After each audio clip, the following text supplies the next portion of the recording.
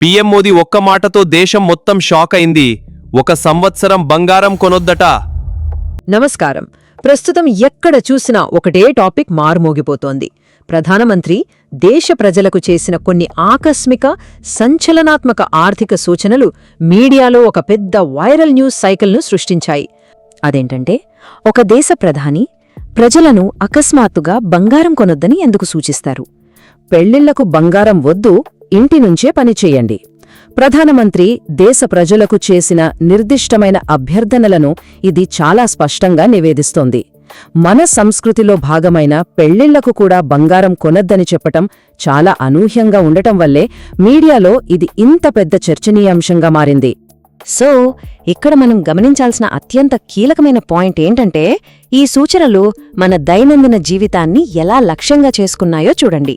ఒకవైపు ఏకంగా పెళ్లిళ్లో కూడా బంగారం కొనుగోలును ఆపాలని కోరుతూనే, మరోవైపు ఇంధన పొదుపు కోసం వర్క్ ఫ్రం హోం చేయాలని సూచించడం.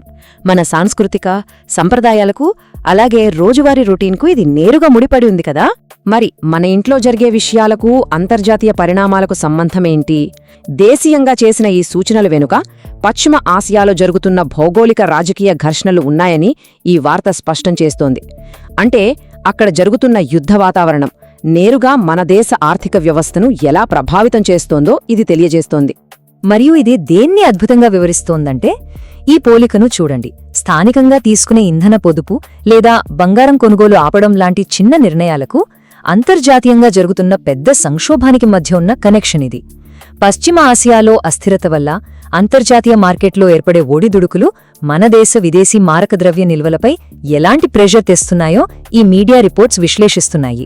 1 సంవత్సరం కేవలం 1 నెల కాదండి, ఏకంగా ఒక పూర్తి సంవత్సరం పాటు బంగారం కొనుగోలును వాయిదా వేయాలని కోరడం అనేది రాబోయే ఆర్థిక సవాళ్ల తీవ్రత ఎంతలా ఉండబోతోందో మనకు పరోక్షంగా తెలియజేస్తోంది. సో, ఈ విశ్లేషణను ముగించే ముందు ఒకసారి ఆలోచించండి. ఆధునిక ప్రపంచంలో వేలాది కిలోమీటర్ల దూరంలో దేశాల మధ్య జరిగే ఘర్షణలు అకస్మాత్తుగా మన ఇళ్లల్లో జరిగే వివాహ వేడుకల్లో బంగారం కొనుగోళ్ల స్థాయిని ఎలా నిర్దేశిస్తాయి?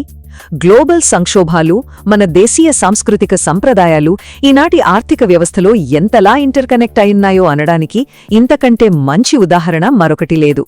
ఈ టాపిక్ మనందర్నీ ఖచ్చితంగా మరింత లోతుగా ఆలోచించేలా చేస్తుంది. ఈ విశ్లేషణను వీక్షించినందుకు ధన్యవాదాలు.